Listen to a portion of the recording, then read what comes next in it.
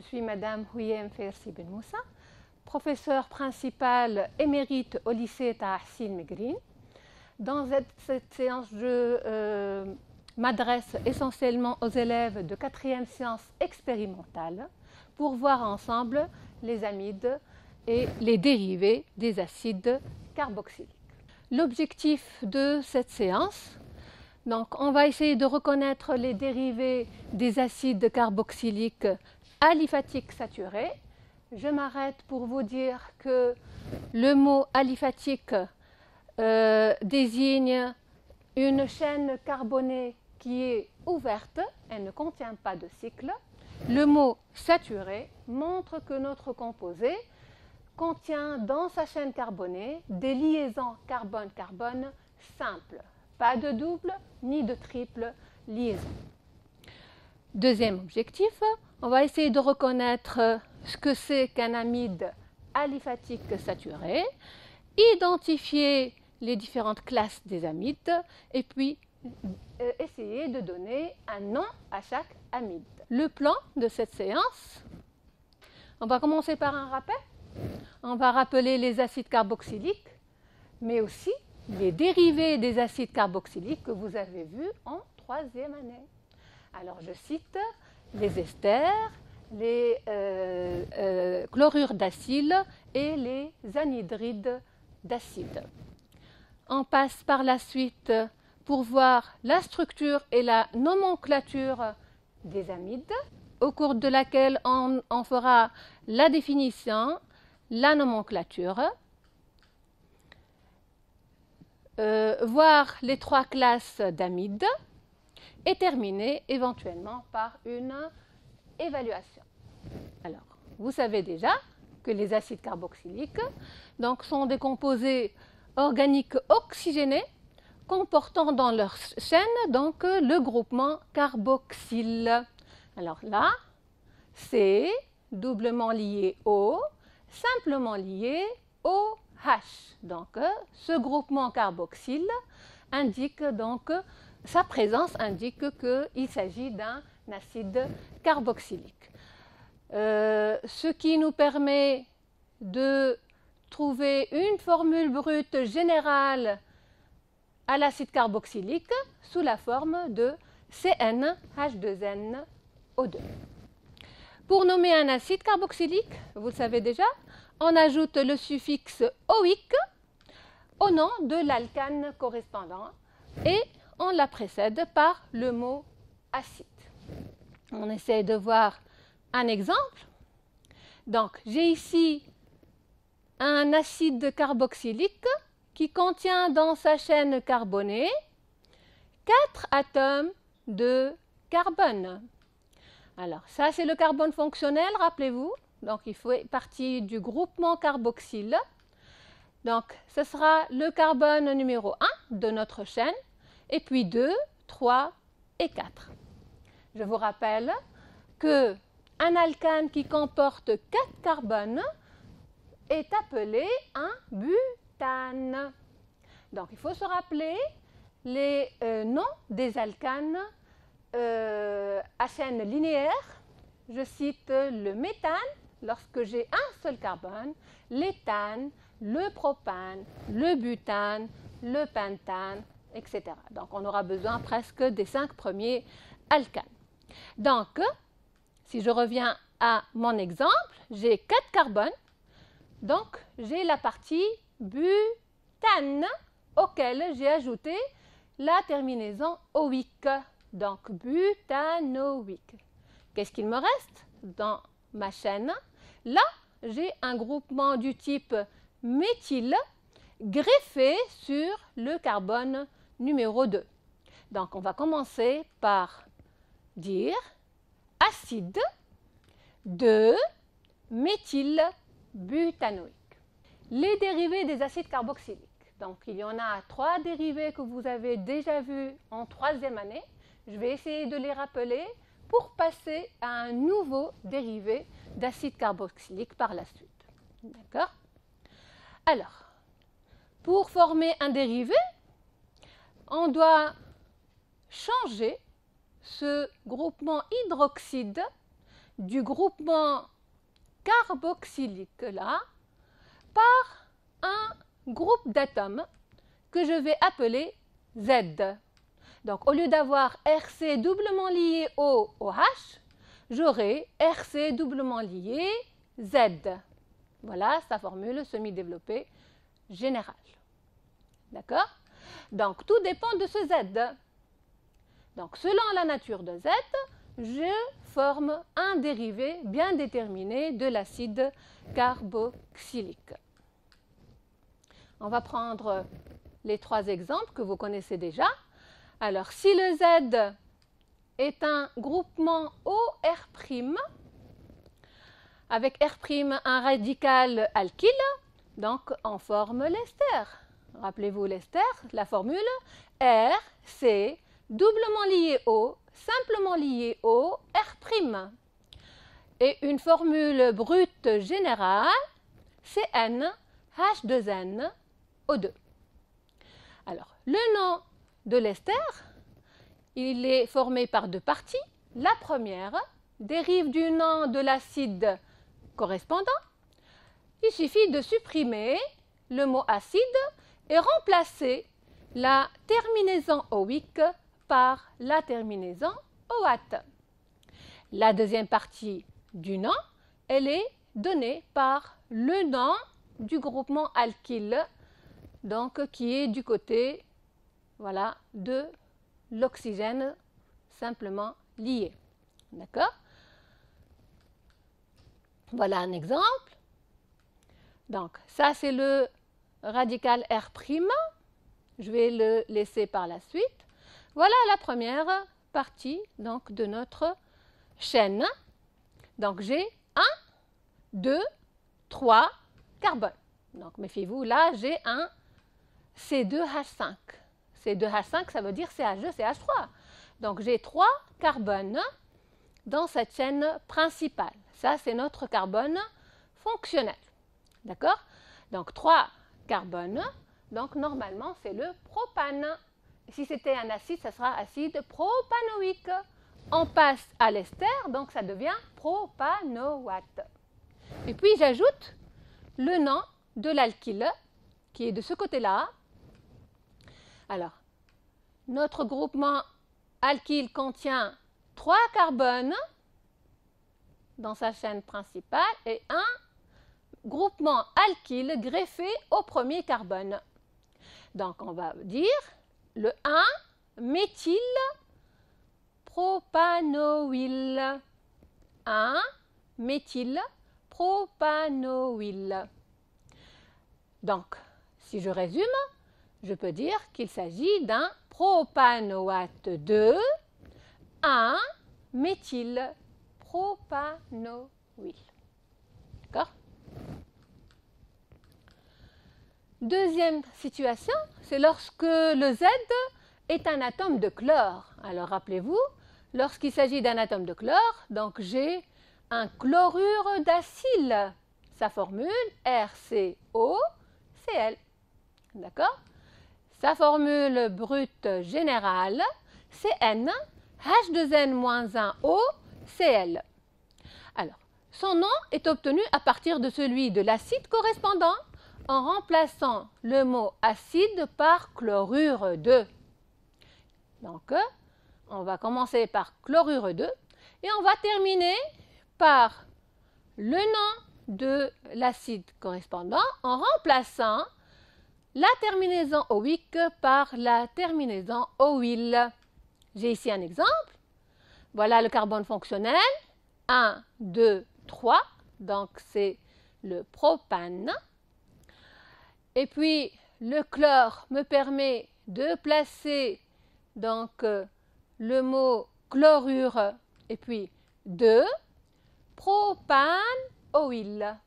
Chlorure 2, propanoïl. Troisième situation, c'est lorsque Z donc, est un groupement du type OCOR. Et là, ça devient un tout petit peu plus compliqué, mais vous l'avez vu en troisième année, c'est l'anhydride d'acide RCO Ça, c'est la partie de l'acide auquel on a enlevé le OH et on l'a remplacé par O, C, doublement lié au R. Ce qui nous donne une formule générale brute, CnH2n-2O3. Alors, le nom est obtenu en remplaçant le mot acide par anhydride, tout simplement du nom de l'acide correspondant. Alors, un exemple, voilà notre anhydride, voilà l'oxygène central, j'ai C doublement lié au CH3 de ce côté, même chose de l'autre. Remarquez bien que notre anhydride est symétrique par rapport à cet oxygène central. D'ailleurs, dans votre programme, vous n'avez que les anhydrides symétriques. D'accord? De sorte que le nom de notre anhydride va considérer uniquement la partie qui provient de l'acide carboxylique. Donc là, je n'ai que 2 carbones. C'est pourquoi on va dire éthanoïque et non pas butanoïque. Méfiez-vous, hein? On ne va pas prendre les 4 carbones. On va uniquement prendre les carbones qui proviennent de l'acide. En remplaçant le mot acide par anhydride, donc j'obtiens le nom anhydride éthanoïque. Alors, structure et nomenclature des amides. Primo, qu'est-ce qu'on veut dire par l'amide? Alors, l'amide, comme l'ester, les chlorures d'acyle, les anhydrides, est aussi un dérivé d'un acide carboxylique, d'accord? Sauf que le Z dont j'ai parlé auparavant, le Z sera remplacé par ce groupement N, R1, R2. N, c'est l'atome, l'essentiel dans ce groupement. Donc, R1 et R2 peuvent être des atomes d'hydrogène ou bien des groupements alkyles, peu importe, d'accord? Alors, ce qui nous donne une formule générale brute, c'est N, H2N plus 1, ON, que voici. Voilà la formule semi-développée, d'accord? La présence de l'azote indique... Bon, la présence de l'azote sur le groupement carbonyle indique donc qu'il s'agit d'un amide. Donc, on va dire que c'est un groupement amide. Alors, donc, puisqu'on a remplacé le Z par NR1R2, on va dire que l'amide est un dérivé d'acide carboxylique qui possède un atome d'azote sur le groupement carbonyle, comme le montre donc ce groupement amide, le voici. Donc c'est une caractéristique structurale de l'amide. Si je regarde cette formule semi-développée, je peux voir donc ce groupement formé par un carbone, qui est notre carbone fonctionnel placé au milieu d'un triangle. Regardez, là, j'ai un triangle formé par les sommets, les atomes oxygène, azote, et là, un atome de carbone ou bien un atome d'hydrogène, donc, pour terminer la formule de l'amide. D'accord? Alors, ce groupe fonctionnel montre que le carbone fonctionnel est trigonal. Il occupe le centre d'un triangle, d'où les 3 atomes qui lui sont directement liés sont dans un même plan. D'accord? Alors, l'azote, l'oxygène et l'atome qui sera de ce côté-là se trouvent dans un seul plan. D'accord? Comment nommer un amide? Alors, pour nommer l'amide, il suffit de supprimer acide, le mot acide dans le nom de l'acide carboxylique correspondant, remplacer la terminaison oïque par amide. s'il se trouve des substituants sur l'azote, leur présence s'indique en plaçant la lettre N, bien sûr écrite en italique, devant le nom du substituant. Je vais donner 3 exemples. Le premier exemple, voilà le carbone fonctionnel, donc doublement lié à l'oxygène, voilà l'azote. Si je regarde bien, l'azote n'est pas substitué. Il est relié à 2 atomes d'hydrogène. Donc, je n'ai pas de problème de substituant, je passe directement à notre chaîne carbonée, chaîne principale, qui, dans ce cas-là, ne contient que 2 atomes de carbone. Donc, il s'agit d'éthane, rappelez-vous. Donc, j'enlève le mot acide et ça devient éthanamide. La terminaison oïque, on la remplace par amide. Deuxième exemple, si vous regardez bien ce que j'ai noté en rouge, ça c'est un substituant au niveau de l'azote. Donc il faut commencer par l'écrire avant de passer à la chaîne principale. Donc c'est un substituant du type méthyle, donc on va dire N, bien sûr écrite en italique, tiré méthyle, et puis j'ajoute le reste du nom qui n'est autre que éthanamide. Méfiez-vous, là, ça forme un seul mot. D'accord? Donc, ça forme un seul mot. Le nom devient N-méthyle-éthanamide. Troisième situation, c'est lorsque l'azote, il est doublement substitué. Donc, il a un groupement méthyle de ce côté, un autre groupement méthyle de l'autre. D'accord? Donc, il faut commencer par les placer dans le nom. Alors, puisque méthyle ou méthyle, on va dire diméthyle, tout court. Hein? Puisqu'ils sont identiques, on va dire diméthyle. Tous les deux sont greffés sur l'azote, donc on va dire N, virgule, N-diméthyle, et puis la chaîne principale, 2 carbones, donc éthanamide.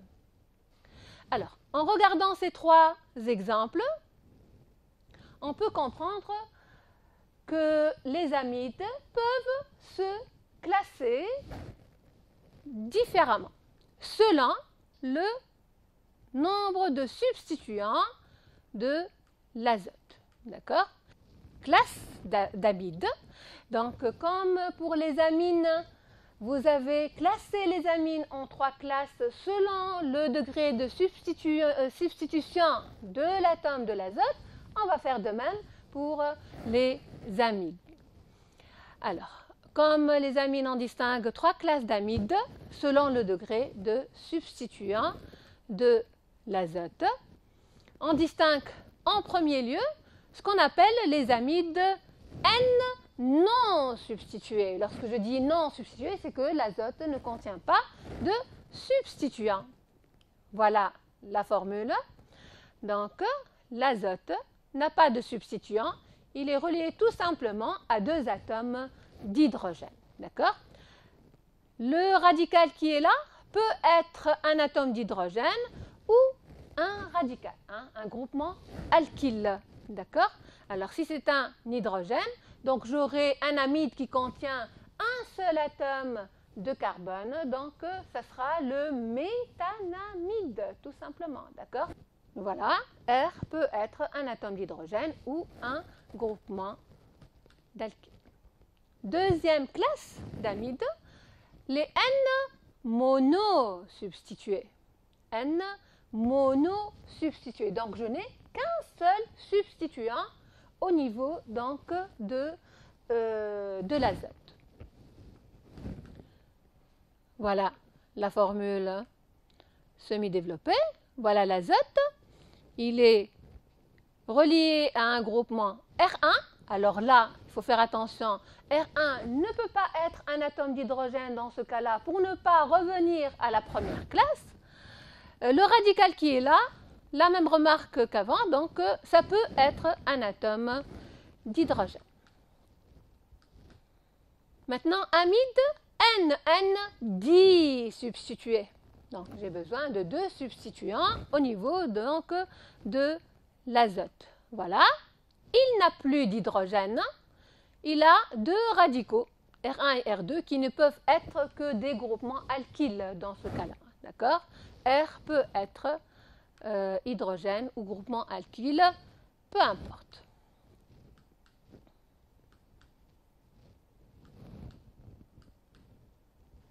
Alors, on passe à l'évaluation, donc qui va comporter 3 applications. La première application, on va essayer de donner le nom et la classe des composés A, B, C et D. On commence par le composé A. Il suffit de repérer l'azote et voir qu'il contient, il est substitué 2 fois. D'accord? Sauf que les substituants dans cet exemple-là ne sont pas identiques. On ne peut pas les rassembler. Donc, on va les donner un à un.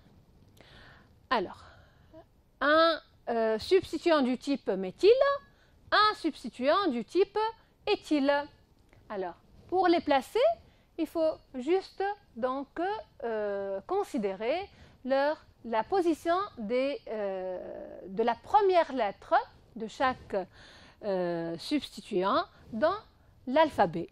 Alors, méthyle commence par M, éthyle commence par E, donc on va placer le E avant le M, éthyle avant le méthyle.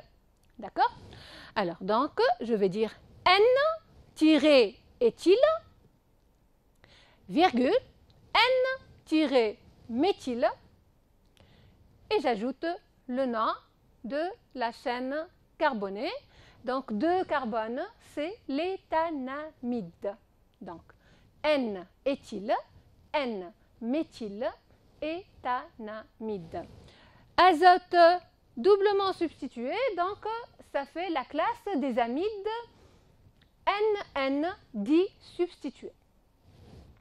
Le composé B, voilà l'azote. Il est substitué une seule fois. C'est un substituant du type éthyle.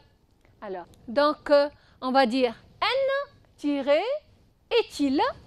Ce qui me reste, 2 atomes de carbone, donc éthanamide. N-éthyle, éthanamide, un seul mot. Azote substitué une seule fois, donc il fait partie, cet amide fait partie des amides N-monosubstitués. Le composé C, voilà l'azote qui n'est pas substitué, tant mieux. Il me reste à voir la chaîne carbonée, donc du côté du carbone fonctionnel. Alors, j'ai 1 carbone, 2, 3, 4, en allant dans ce sens. Ou bien 1 carbone, 2, 3, en allant dans ce sens. Donc, on a appris qu'il faut toujours choisir la chaîne carbonée la plus longue. Donc, je choisis cette chaîne. Ce méthyle reste en tant que ramification placé sur ce carbone qui est le numéro 2. 1, 2, 3, 4. Toujours le carbone fonctionnel prend l'indice 1, rappelez-vous. D'accord?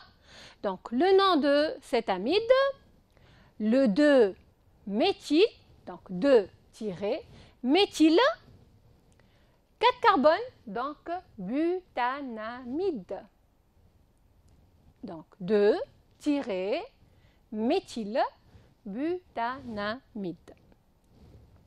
Azote n'est pas substitué, donc c'est un amide qui appartient aux amides N non substitués. Enfin, le composé D, l'azote, il est doublement substitué. Donc, on va commencer par dire que la classe de cet amide, c'est un amide NN disubstitué. Pour donner le nom, les 2 substituants sont identiques, méthyle, méthyle. Donc, on va les rassembler pour dire que j'ai 10 méthyles, 2 méthyles à la fois, tous les 2 placés sur l'azote. Donc, N virgule N-diméthyl. Déjà, ça c'est la première partie du nom. L'autre partie de la chaîne carbonée, alors j'ai un carbone, 2, 3 dans ce sens, un carbone, 2, 3 et 4 dans ce sens. Donc je préfère le 4, d'accord? J'aurai ce méthyle-là qui sera une ramification sur ce carbone numéroté 2. 1, 2, 3 et 4. D'accord?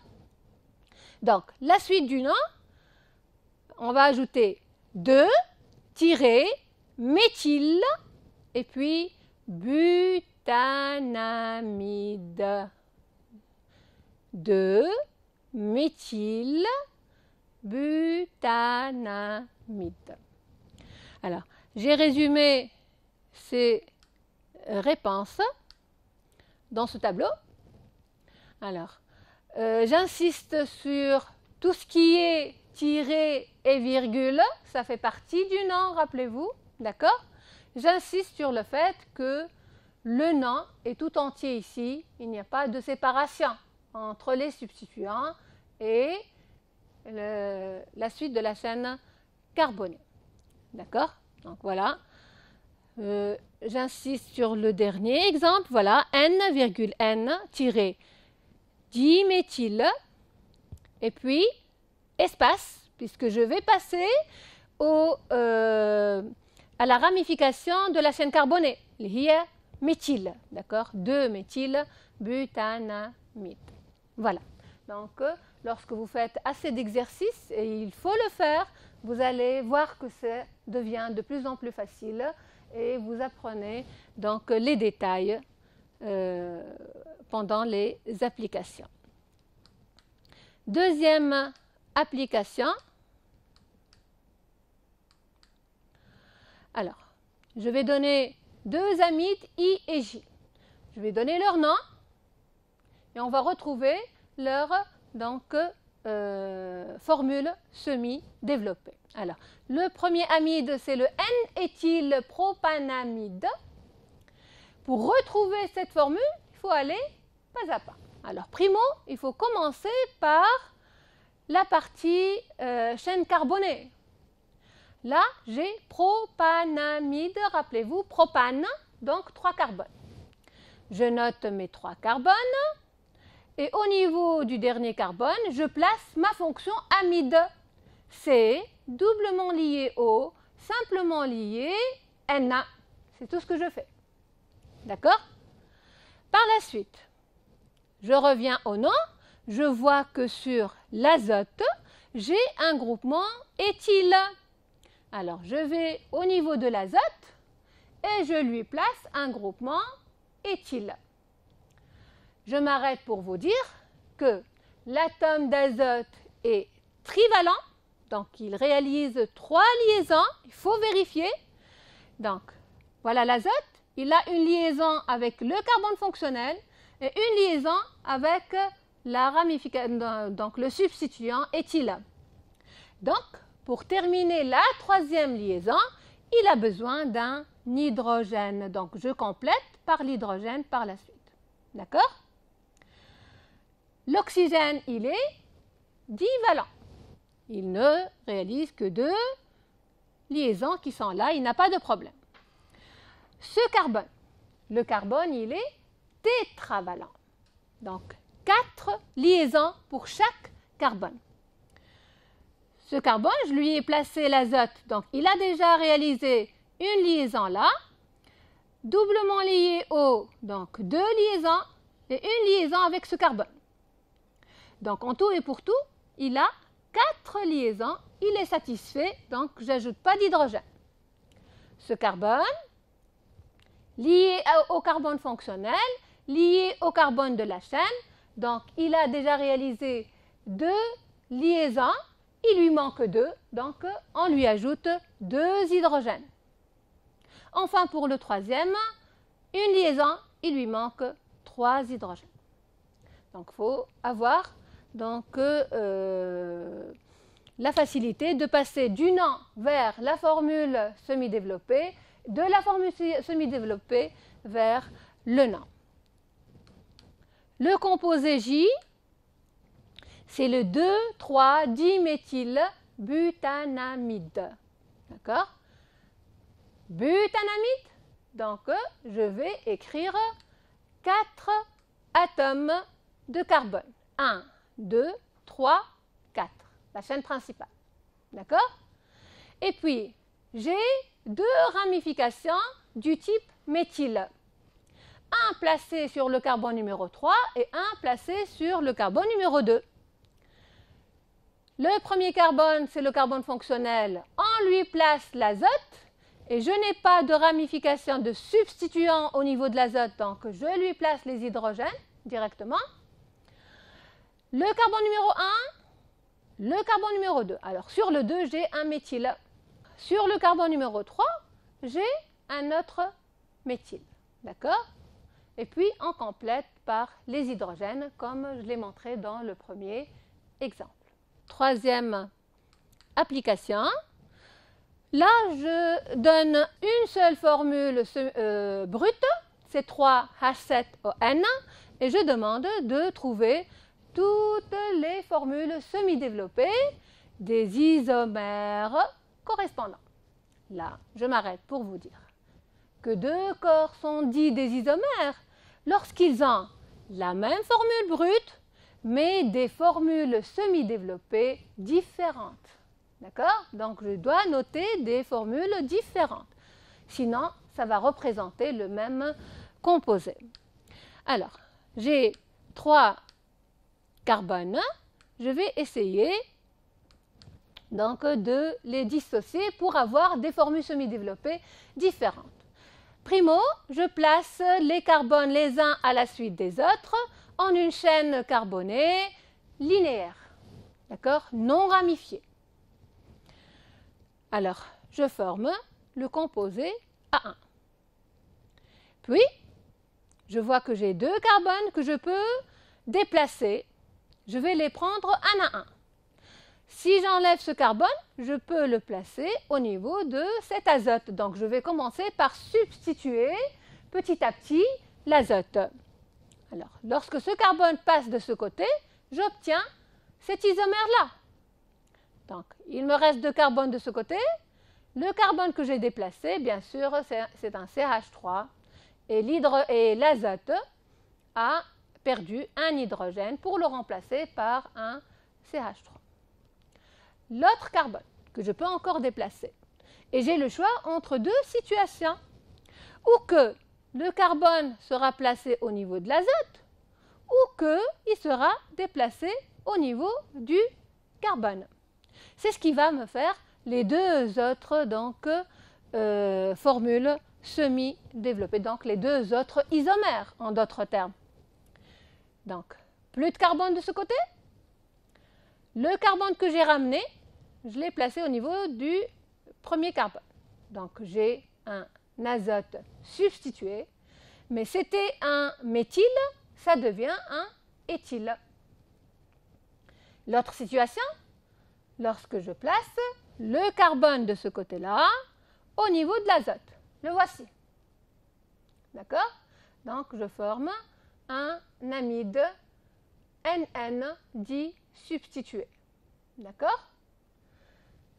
Vous remplissez la chaîne avec les hydrogènes, comme je l'ai montré au départ, selon que le carbone qui est tétravalent, l'azote trivalent, l'oxygène bivalent.